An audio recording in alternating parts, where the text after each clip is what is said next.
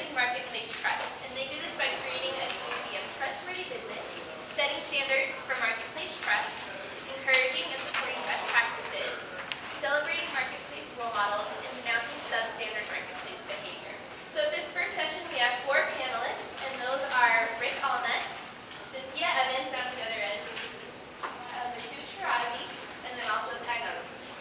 So please give them a warm welcome.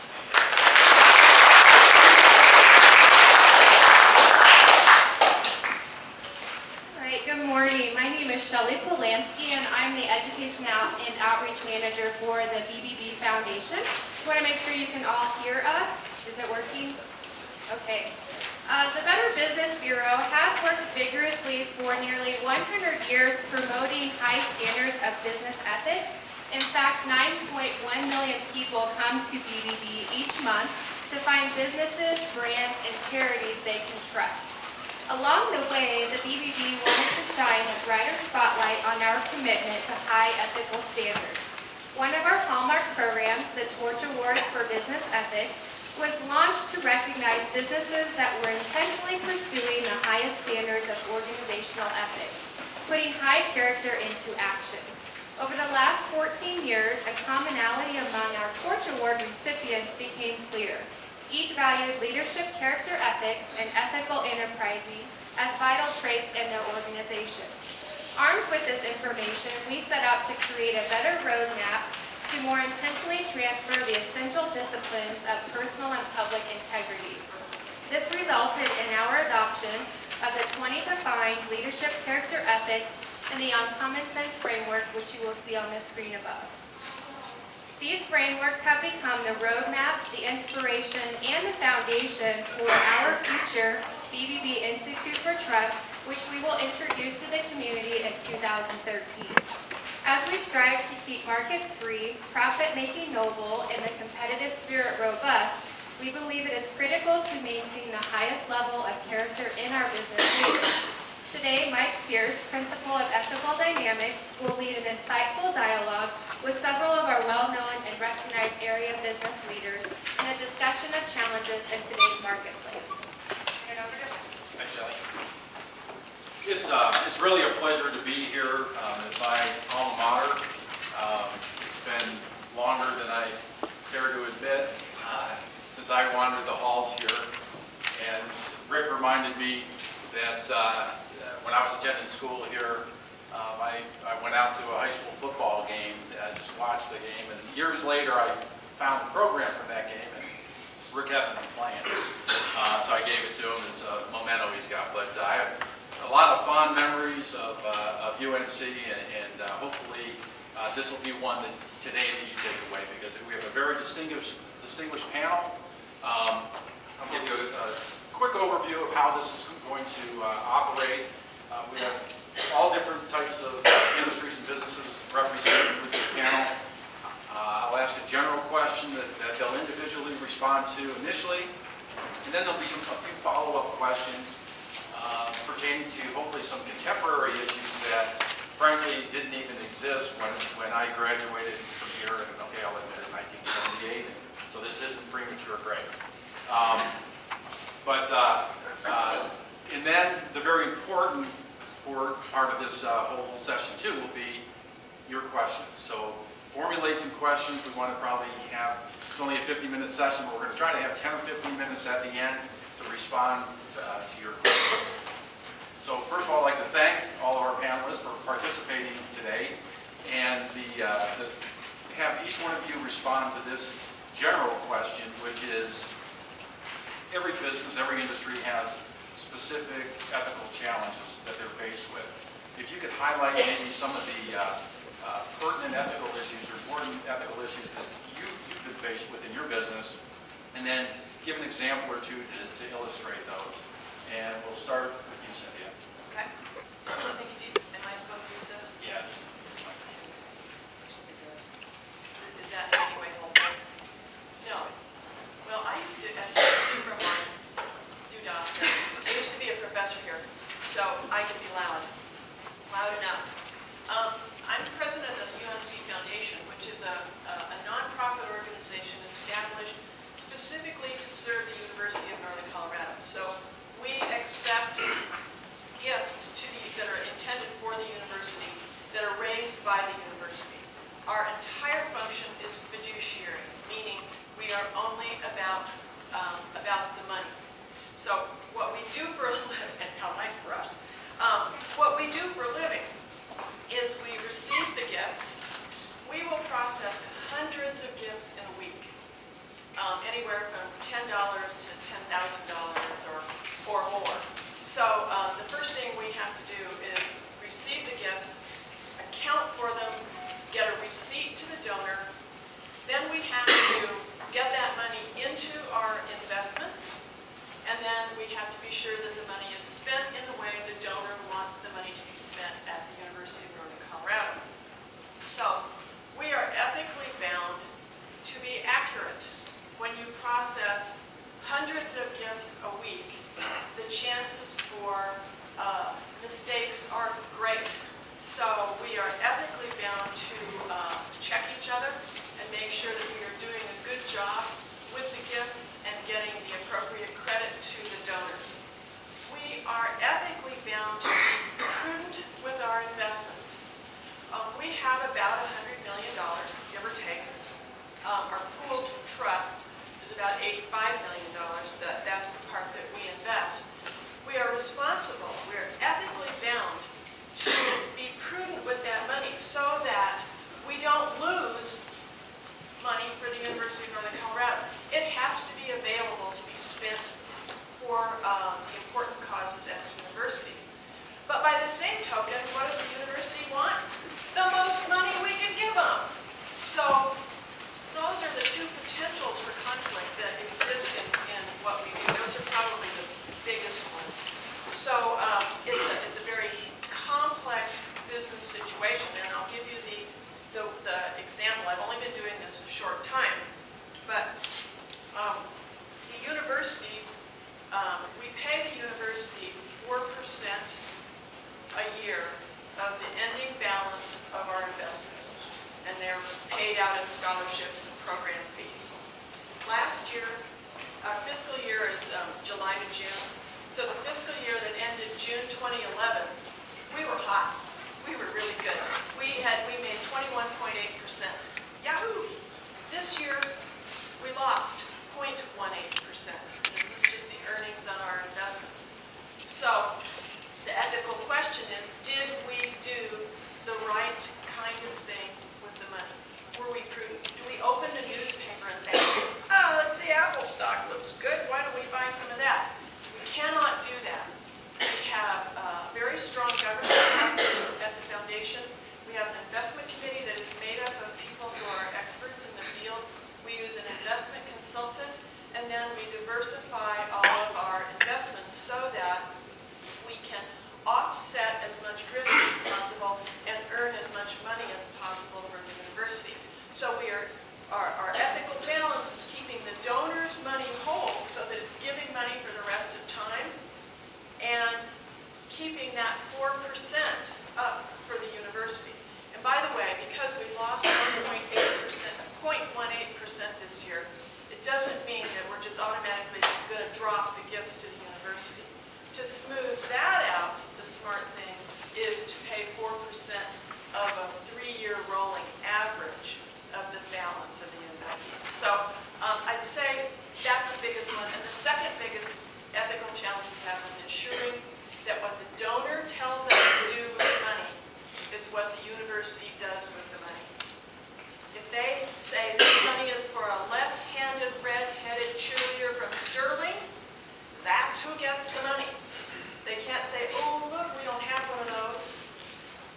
We want it to go to something else. If the donor is specific, that's what we have to do with it, and that's one of our other big challenges, because we are responsible to the university, and we're responsible to the donors. And that's the basic ethical questions we have to face every day. They're not hard.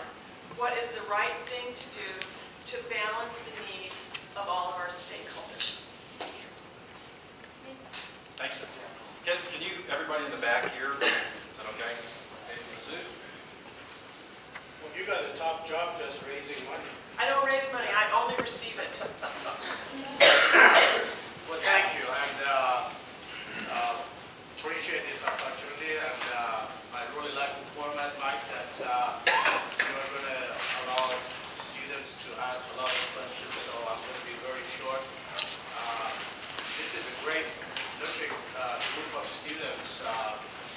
like you're all very ethical. When I was going to school over here, I don't think we were as ethical looking as you guys were. But Dr. Allen always kept us pretty straight here. So, first of all, let me tell you that, growing up in a different country, I've done a lot of traveling. As far as ethical goes in any industry, the United States, I think, is way ahead of all the other countries, so which is great news. But I basically work in the industry that has to do a lot with the financial. We work with a lot of retirement plans, life insurance, estate planning, business planning, employee benefits. And as you know, the last few years, there has been a lot of scandal in the financial industry. What happened to Enron, what happened to the banking industry, and at the same time, like Arthur Anderson, which was one of the largest CPA firms, they're not even in existence. So in our industry, we have a lot of different challenges. Some of the ones that I just want to briefly touch, one is basically comprehensive product knowledge. When you get into the insurance industry, right now there are a lot of different products, and you have to be knowledgeable about all those different products. And it's great that we can give consumer a lot of different options, but at the same time, with different options will bring a lot more confusion. Okay? And we got to be careful, especially if I'm sitting with a 70-year-old person that has only 4th grade education. I've got to make sure that we understand what their needs are and how we can help those individuals versus somebody that is a lot more sophisticated and knowledgeable. Misrepresentation. Again, sometimes we are not intentionally misrepresenting, but at the same time, because of the variety of the products and the different terminology that we use, sometimes maybe we are misrepresenting them. It doesn't matter in what industry you are these days, they are trying to simplify the understanding of the terminologies. In the healthcare industry, we did a survey and we found out that when we talk about copay, a lot of insured, they think that's the portion that the company is paying, rather than when you go see a doctor, you got to pay $20 for office visits or whatever. Or EOB, I mean, we use that all the time, and a lot of people don't understand it, that EOB stands for explanation of the benefit. So that's another challenge that, as far as misrepresentation that we are dealing with all the time in our industry. Product sales versus overall strategy. Okay, I think that's becoming a big issue at the same time. You cannot basically in our industry to just present one product or walk in the meeting with one product and you think that is going to fit that individual's need. It's like a doctor writing a prescription without doing the diagnosis as far as what your issue is. So it becomes a lot more involved as far as understanding the client's need, the goal, the strategy. A simple example, when I sit with a young doctor that has 2 kids and just got out of medical school with a lot of loans, that they're going to make great money and they're going to have a great potential as far as economic potential in the future.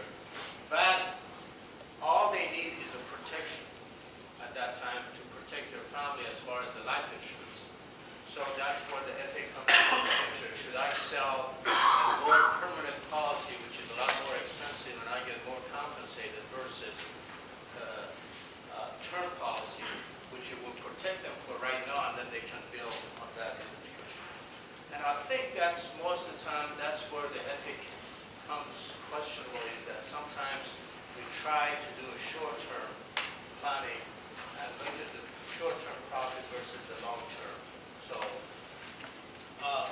another area that we are always dealing is with compliance. I mean, we all complain that there are too many compliances, there are too many rules and regulations, but I think to the point some of them are good. In our industry, and I'm sure in everybody else's industry now, when we take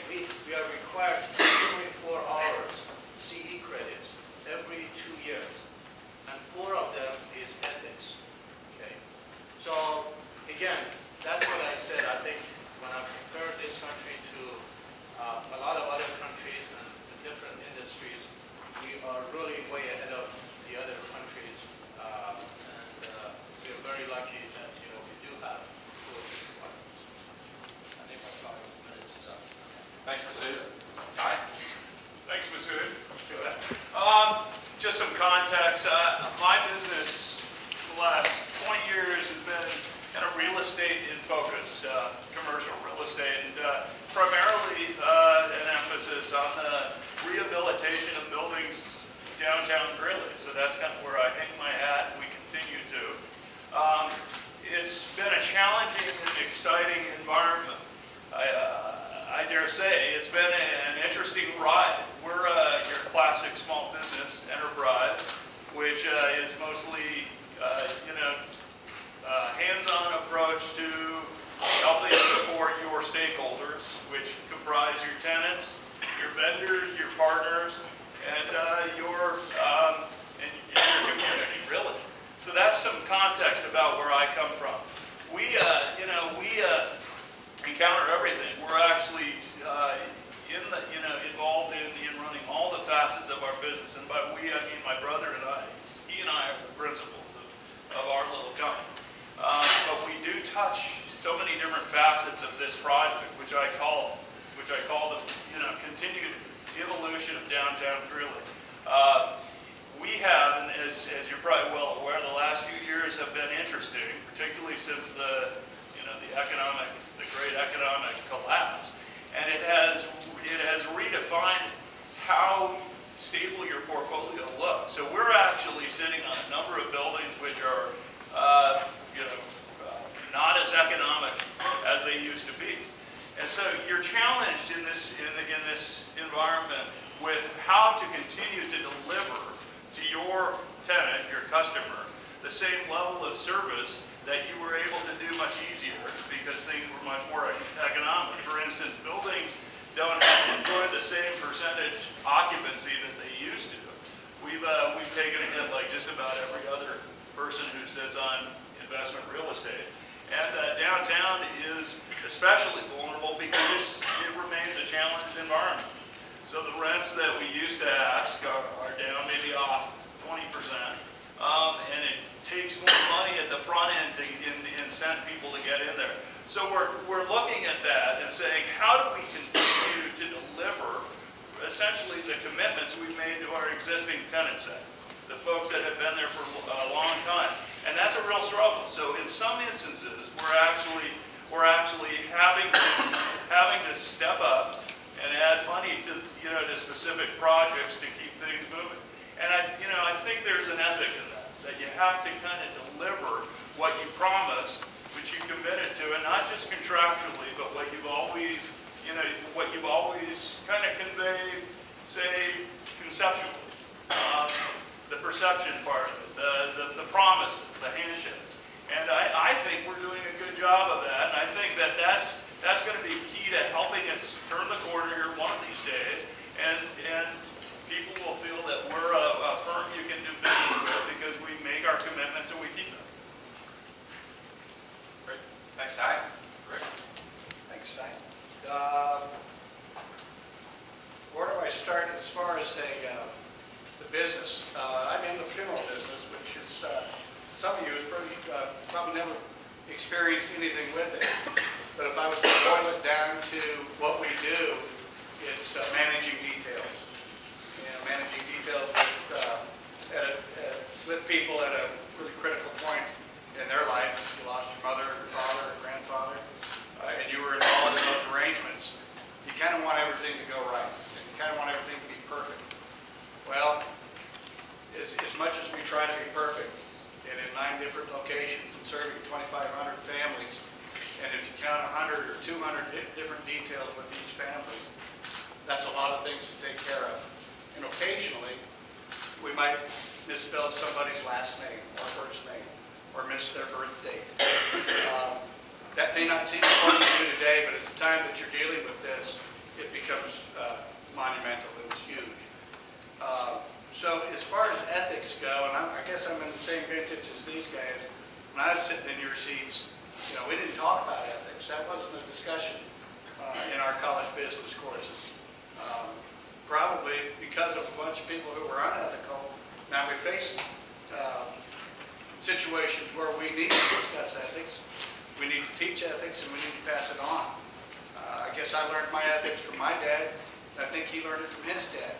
And his dad learned it from his dad. So it's passed down over time. Kind of like Masood said, what I try to teach our people is let's don't sacrifice long-term results for short-term gain. And that means let's don't cut corners. Let's don't do something quick just because it'd be easy to get it done with. Let's make sure that we do things the way we're supposed to, time after time after time. That's how you build a reputation. And I don't care what business you're in, you need a reputation in order to survive into the next year. If you don't do it right, people are going to quit calling you, no matter what you do. Another thing that we really try to impress upon our people everywhere is to admit when you make a mistake or when you're wrong somebody, accidentally or if it just so happened that you disagreed and you thought you did it right, they thought you did it wrong. Admit that you made a mistake and handle it quickly, sometimes even before the customer notices it, so that you don't get somebody in a defensive type situation. So we try to preempt anything that we might do. Ask ourselves the questions, is this the right thing to do? We made a mistake, it's going to cost the business. I always try to say, let's don't be cheap on what we give back to people. If we made a charge for something that we didn't provide 100% on, then we give that back. And that pays dividends over the years and has over the generations for my family. The minor details make a huge difference in any business that you're in. I might just share, if you ask for an example, comes to mind. We have a particular procedure that we do when a person dies wherever they're at. If that person was in the armed forces, when we transfer the body from the place of death to our funeral home, we place an American flag over that body. This particular situation, a staff member of ours went to a care facility in the middle of the night. There was no family there. They had already gone home. There was one person from the care facility assisting, and our staff person noticed a picture of this woman back in World War II, and she had her Navy uniform on. Rather than saying, you know what, it's late, it's 2 o'clock in the morning, I think I won't do that, there's no family here to ask if that's even her in that picture, he went ahead and placed the American flag on that person's body. The staff person at that facility told the family the next morning of what Adam had done. And the family called us first thing in the morning and already heard about it, and it was very grateful for us to do that. So again, what I try to preach is doing the right thing when nobody's watching. You know, it's easy when nobody's around. Is it the right thing to do? Will it take me a little bit more time? Don't cut the corners. Do the right thing even when nobody's watching.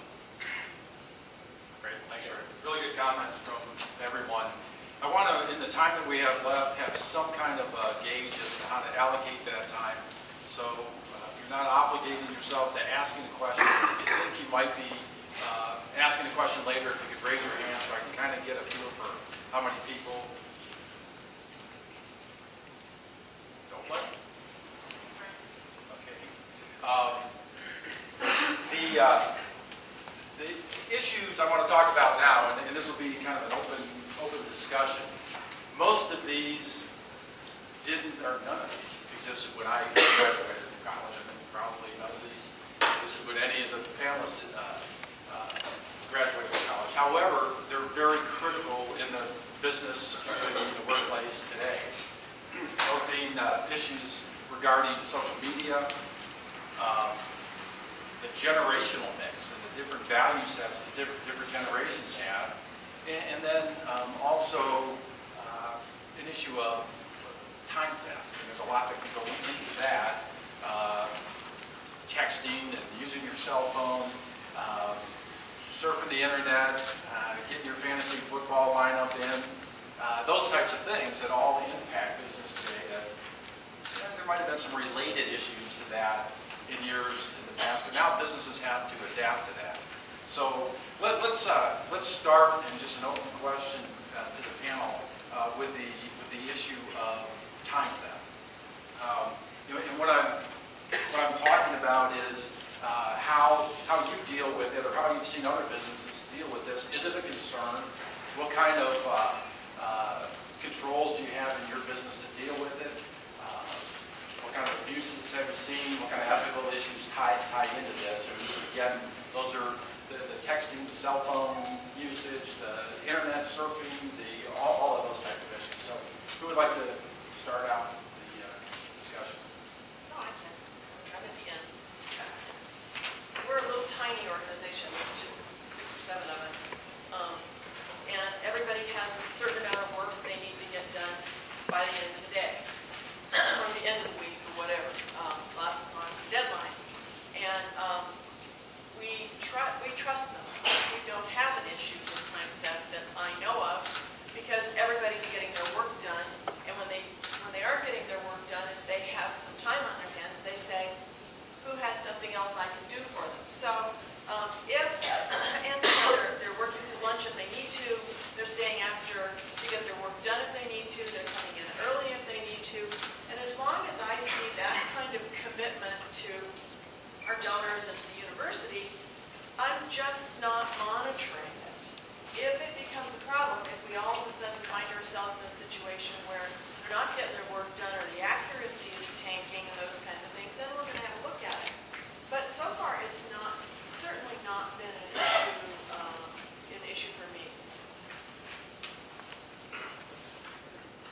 In our organization, and also some of the clients that we help them, we want to make sure that they have a very easy communication with their employees as far as the personnel policy. I think that's very important. That, you basically give a personnel policy to every employee, make sure they sign off on that, and they understand that. But would they still abuse the system once in a while? Yes, they do. But as Cynthia said, you got to trust your employees. You got to build a culture that they care about their job, they care about getting the projects done on a timely basis.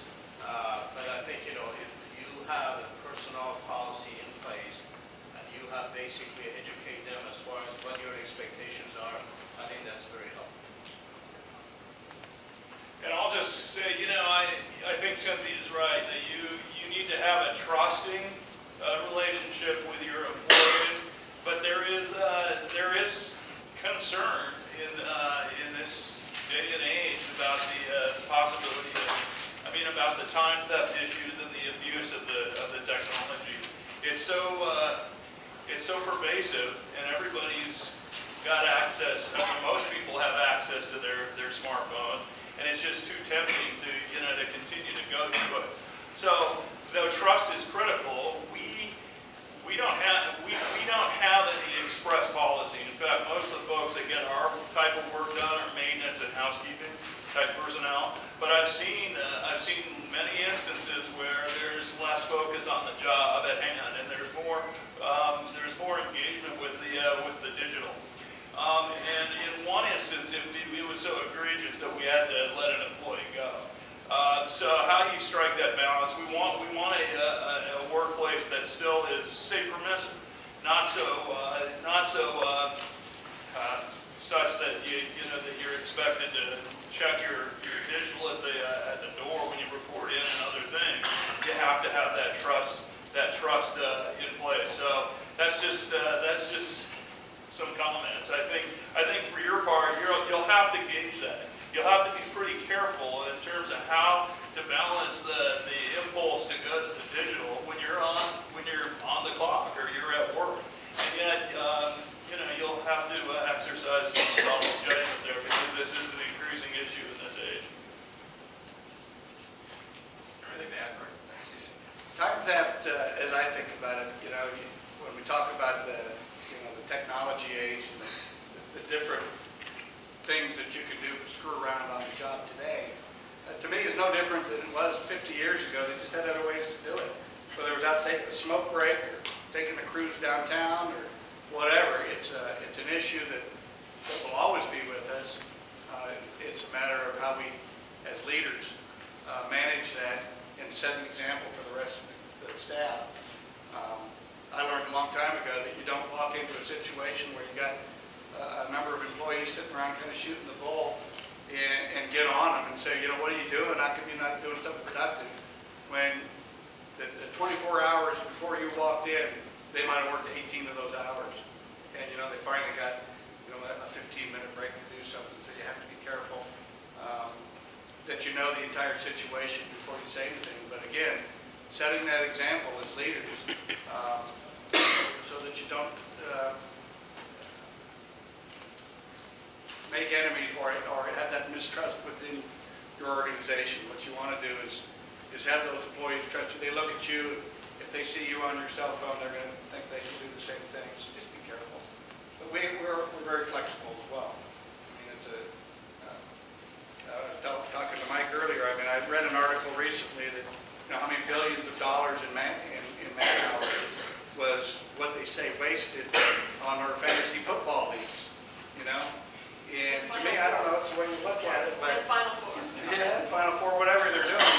But to some of that, it's, you know, it's camaraderie, it's a little stress relief, whatever it might be. So as long as the job gets done in our organization, we don't say much. But yeah, we had to let some people go that didn't follow the rules after you know, catching them enough times.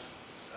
I would just add something like, if any of you go to work for big companies, all four of us are not, you know, big conglomerates. You absolutely need to remember whose equipment and whose time you're using. So if you are working on the company computer, and it's a big company, they're going to know everything you did that day.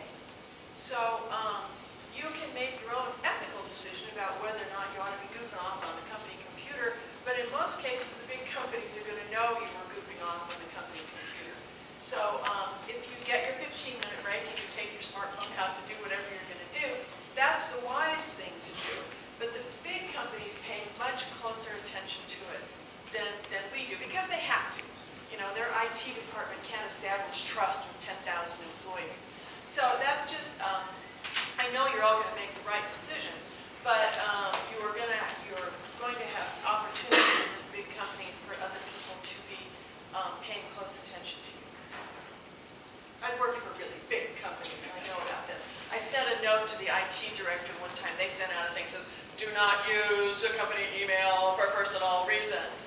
And what they mean is don't use your company computer to start a business, for example. That might be a conflict of interest. So I sent the IT director a note that says, can I send a note to my husband asking what's for dinner? And he said, well, of course, that's fine. But they don't put that as the policy because they really don't want everybody making these decisions. The rule is the rule, and it's in the personnel policy, as Sue says. But big companies are very different from small companies. That's a good point. A lot of what I've heard is some of the statements that have been made here is that, you know, the company sets a policy, communicates that policy to their employees, and the employees are expected to follow it. And there's just so many ways, so many distractions. You're right, Rick. There's always been ways of goofing off on the job. But there's also a counterbalance to that I've had a number of people point out, and that is that an awful lot of employees today have access to, through email and those kinds of things, to their clients or their projects they're working on. So it's more commonplace today than ever before for people on Saturday or in the evenings to be doing work too. That kind of balances all that. There's one thing, and it's important, I think it's ethics related, it's along a similar vein, and that is being respectful of someone's time. And what I mean by that is, I'm sure we've all been in meetings, had appointments with an individual, you're having a one-on-one conversation, you're right in the middle of making an important point, and they get a little vibration in their pocket. And the phone comes out, and it's like, I want to see what this, oh, just hang on a second. Or, I got to take this. You've set up a meeting, it's your time that you're spending with this person, but they're not respecting that. And technology is one of the main reasons. Have you experienced that, the frustration you get with that? Oh, yeah. And by the way, students, the professors have figured out the interest you show in your lab. We know what's going on. Yeah, and it's disrespectful. How about the generational issues? This has been discussed for a long time in the workplace now, where the older workers, the baby boomers, Generation X, Generation Y, they all supposedly have different value sets according to the studies and those kinds of things. And that also ties in with the issues that we're talking about here, because I'm sure probably the younger you are, the more prone you're going to be to needing the technology and using these types of things. But there's also the issue of, what do you value the most? Is it quality of life and time with your family, or making money? If you're trying to manage a sales force and you have salespeople that are primarily focused on the quality of life issues, so that poses an interesting challenge. So I'd be interested in hearing any comments you have on balancing the generations in the workforce. Well, definitely younger generation, as you said, Mike, they are more into leisure time, family time.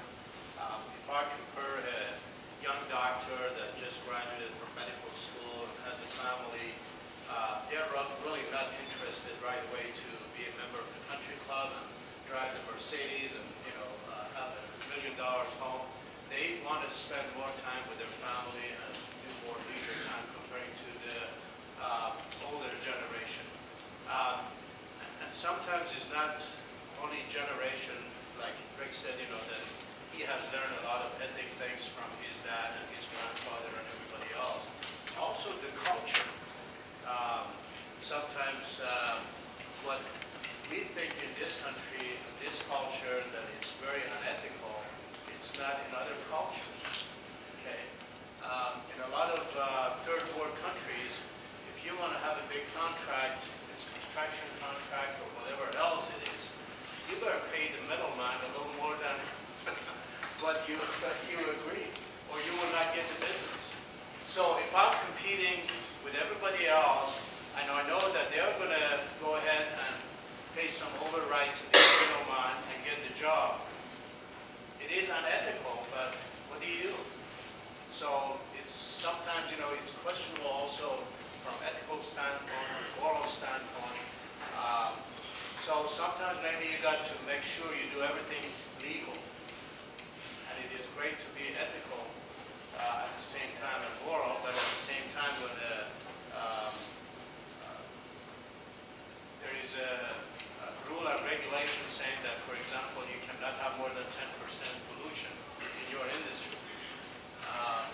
You just work right at the 10%, or you try to be a better person, a better organization, and do a little better, or you want to just cut the corner. So definitely generation has changed, and in today's market, again, with all the rules and regulation and compliances, I think we are a lot better. It doesn't matter what industry you go. About a month ago, we had a panel discussion at Commerce. There was a representative from a company called OtterBox. You might be familiar with them. They do the protective cases for a lot of technology. And they're expanding internationally. And that very point that you brought up was made by Diane from OtterBox. And she said, to get these contracts in other countries when you're operating internationally, sometimes you do have to pay that guy off. But they've got a policy with their company that they will not do that.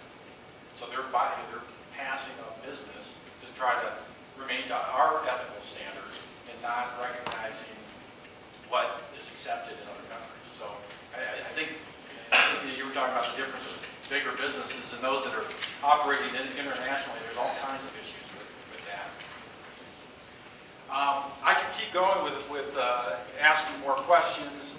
I think what I'd like to do right now, I sincerely encourage anyone, anything that's popped up in your mind is these great folks that have been talking here today, I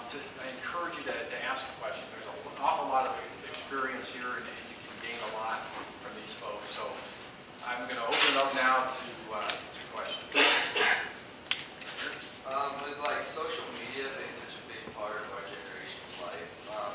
Would you say, like, I mean, all I've heard is be careful of what you post because it can hurt you down the road. Does that reflect, you know, from your high school years? Are they going to look back that far? Do you think is that going to impact on you getting a job? Well, you know, I'll just, you know, Cynthia mentioned that at least the corporate strata in our culture is good and probably getting better. And I would just suggest that whatever you put out there may reside for a very long time in somebody's database. And how it might come back to, you know, to reflect on you positively or negatively could happen. So, could it happen? Absolutely. Does that mean you're going to have to start thinking about how you manage that information? I think you should. I think you really should. It's out there.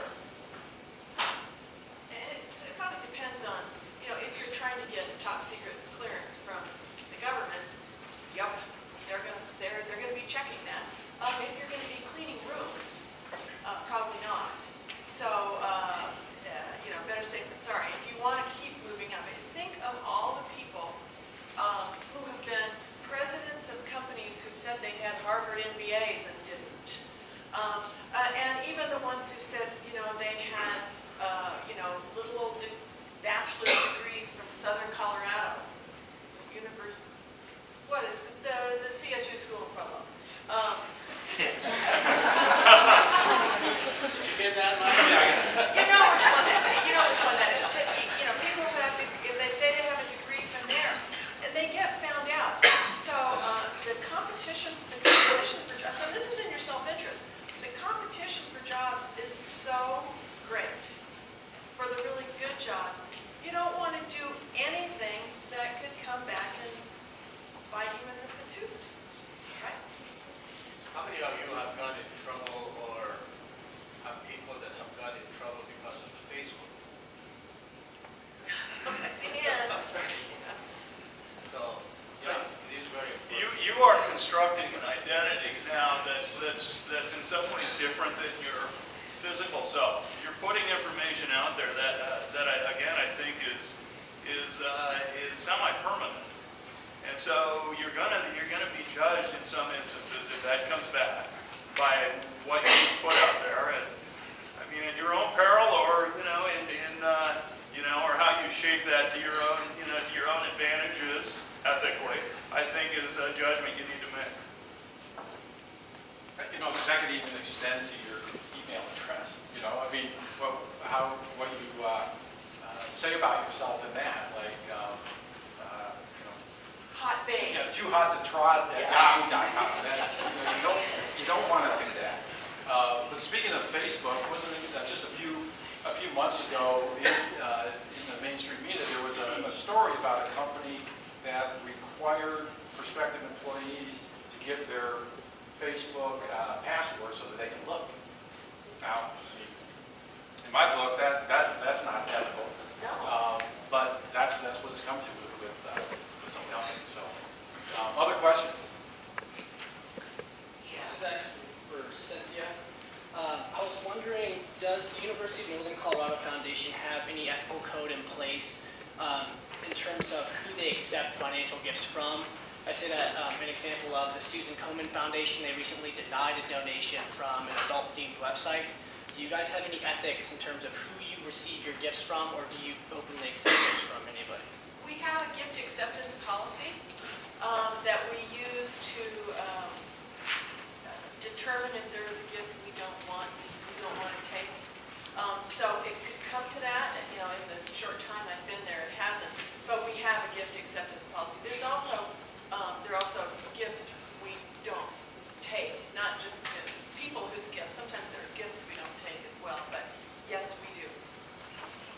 Good, very good question. Yeah. A few years ago when I was serving on the foundation board, somebody has given us a bunch of stones that value very high according to the donor. And then when we decided to sell it, we didn't get anything out of it. They were just stones, right? Other questions? Yes. Go back to the Facebook stuff. I guess months ago, the state of Maryland passed a law that restricted companies from looking on Facebook and social media. How would that, is that really fair to the business ethically, or how would that affect their goals for the trying to get candidates for the job? Well, I'm glad we live in Colorado then.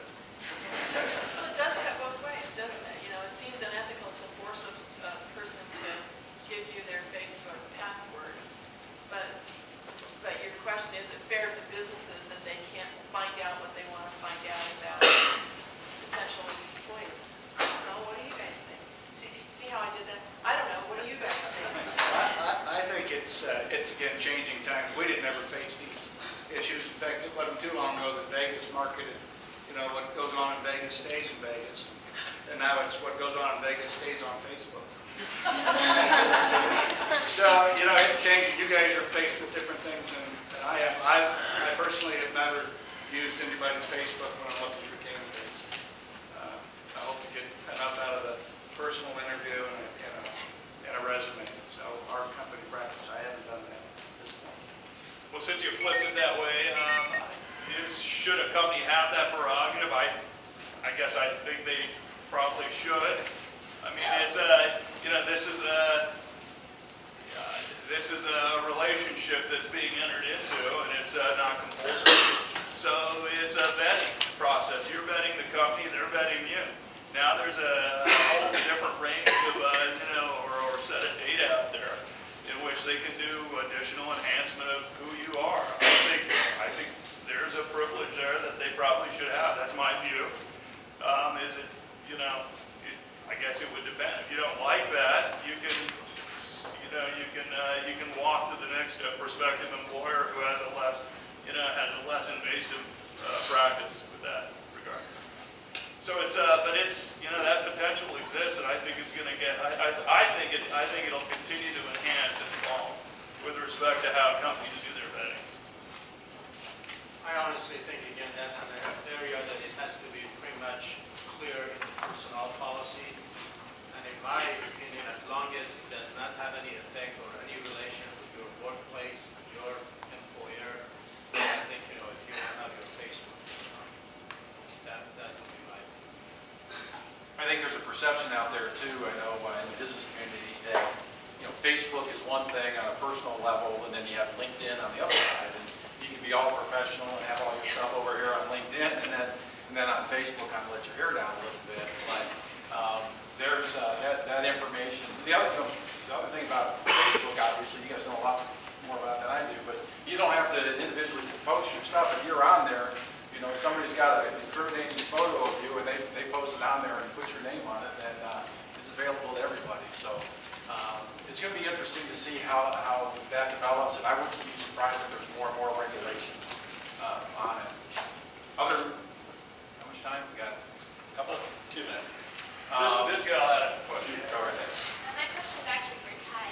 Since you are involved in downtown Greeley and all of the businesses down there, there's been some word on the street about trying to vamp up downtown and change it and make it more like a desirable place to always go and hang out. So I was wondering if you know anything about that, if you're involved at all. Oh yeah. I mean that's the evolution of downtown. It's been like I mentioned an interesting ride. We've come a long ways in really the 15, 20 years since I've been invested in downtown. I own, for instance, the old Greeley High School building, which is next to the Cultural Event Center, the UCCC, and some other assets, the Armory, the old. You guys are just too young to remember the Armory, not us. That guy, he's like, yeah. The Armory is an institution, and it's been boarded up for the last several years. Today it's going to be the new home of a church group / nonprofit, and they serve a quasi-edgy population. They're engaged in getting folks who have addiction issues and some criminal history, and now released back into the public, into our community, and so we have to address it. They're helping transition them and help them with sobriety. So we think that's great. What they've done in there is spectacular. That's just an example. Go see the Armory up there, check it out. It's impressive. It's it's not a $10 million reboot of that building, but it's very cool. And we hope that they'll actually make that available to to different groups in the public here for some venue support. Yes, there's a huge interest in getting our downtown better, say more interesting, particularly for the campus here, is how to integrate better UNC with their neighborhoods. That's a big emphasis of the president here in terms of how do we better integrate the UNC experience with the rest of the community, as opposed to being just this siloed place. And we're doing our part, I think. So it's not, this is a departure from ethics per se, but it's something I'm very passionate about. And check out the DDA's website, really Downtown Development Authority's website, because that's a good place to kind of get a vignette of what's going on. It's interesting because we're a classic, we'll take a 2.5 steps forward and 2 steps back and lurch forward a little, lurch back. But we're getting there. And I think if you give me another 20 years, we'll be a much different scale place. I think it's very close to having some exciting things happen. Right now, it's already got some cool things, and it's about to unveil. It was just announced in the paper that a very nice steak house, akin to the 4th Street Chop House in Loveland, if any of you've ever seen that, that's coming to the 8th Street Plaza, and we hope that'll help kind of energize that northmost plaza section. Bigger and better things to happen. Hotels have been talked about. We think we're close. Next 5 years should see a fairly significant, nice hotel/convention center sited downtown. We can help. So. Thanks, Ty. Well, we're at our time. We've got to wrap it up. I want to thank UNC and the Monfort College Business for having this ethics day, for you guys attending, and